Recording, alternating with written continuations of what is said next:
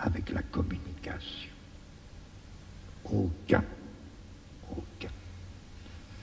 L'œuvre d'art n'est pas un instrument de communication. L'œuvre d'art n'a rien à faire avec la communication.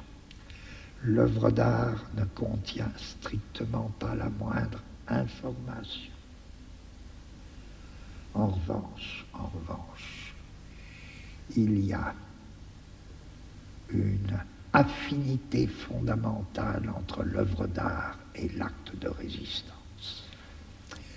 Alors là, oui, il a quelque chose à faire avec l'information et la communication, oui, à titre d'acte de résistance.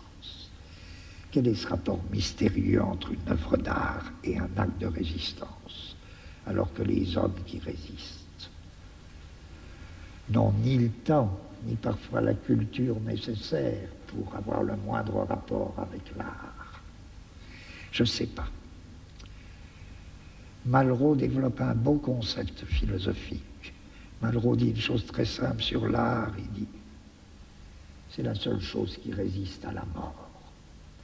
Je dis, revenons à mon truc tout à l'heure, au début, sur qu'est-ce que c'est, qu'est-ce qu'on fait. Quand on fait de la philosophie, on invente des concepts. Ben, je trouve que là, c'est la base d'un assez beau concept philosophique. Réfléchissez, oui, qu'est-ce qui résiste à la mort?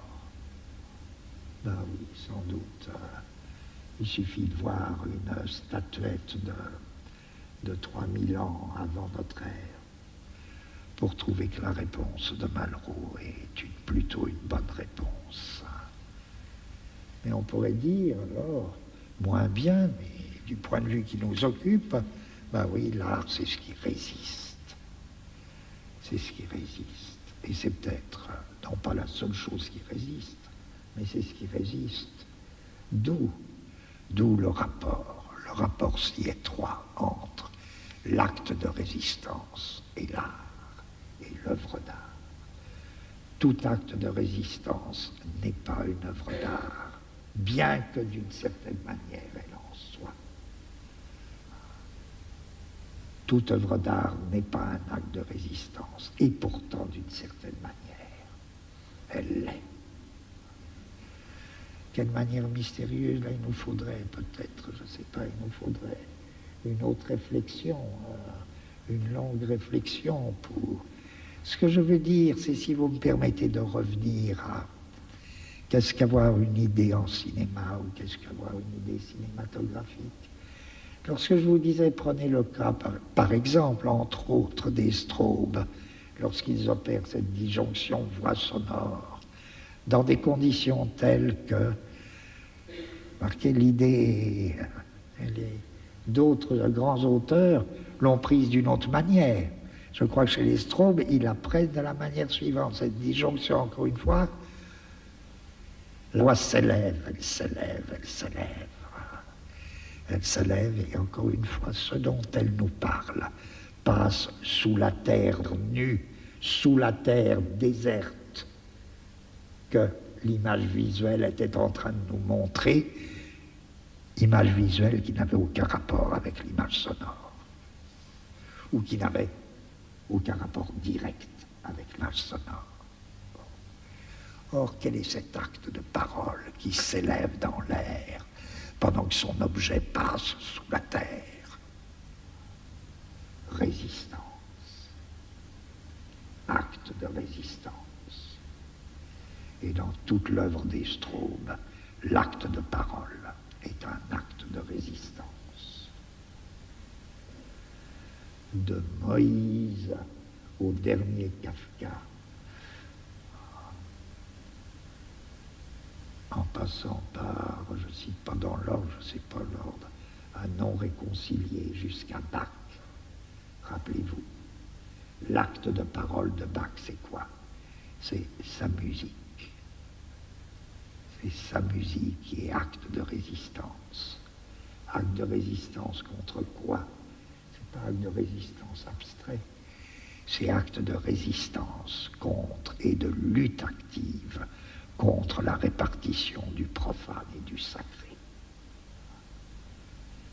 Et cet acte de résistance dans la musique culmine dans un cri, tout comme il y a un cri dans Wojciech. Il y a un cri de Bach. Dehors, dehors. Allez-vous-en, je ne veux pas vous voir. Ça, c'est l'acte de résistance. Or, quand les Straubes mettent en valeur ce cri, là, le cri de Bach, ou quand ils mettent en valeur le cri de la vieille schizophrénique, la vieille schizophrène, je crois, dans Non réconcilié, etc. Tout ça, doit rendre compte de... Bon. En ce sens, l'acte de résistance, il me semble, a deux faces. Il est humain et c'est aussi l'acte de l'art. Seul l'acte de résistance résiste à la mort, soit sous la forme d'une œuvre d'art, soit sous la forme d'une lutte des hommes. Et quel rapport y a-t-il entre la lutte des hommes et l'œuvre d'art? Le rapport le plus étroit, pour moi le plus mystérieux, exactement ce que Paul Klee voulait dire quand il disait, vous savez, le peuple manque.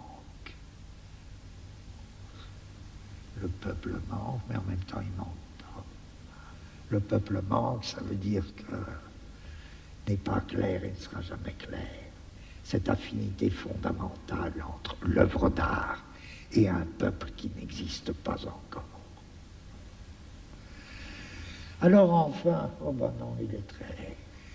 Eh bien voilà, je suis profondément heureux de votre très grande gentillesse à m'avoir écouté. Et je vous remercie beaucoup.